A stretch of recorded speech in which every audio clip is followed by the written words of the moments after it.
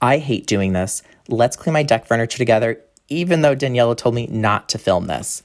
I dread this day because this is an all-day ordeal. This year was the worst because it rained so much, so everything is covered in algae. And of course, I've been putting it off until the last second because we are doing this right now in 40-degree weather. This lawn set, though, my parents had when I was 10 years old, so it's lived a pretty long life. But I'm just not ready to let it go, obviously because it's going to be a bit expensive to buy some more. So instead, we decided to buy some industrialized chemicals to hopefully get it all off. Of course, I left Daniela alone with the hose for a second, and she got it all over her face. She isn't blind yet, so I guess we're good. Poison control doesn't need to be called yet.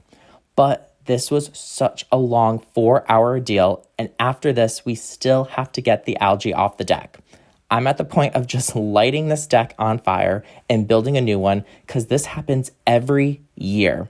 So if any of you know what to do to prevent this, please comment down below.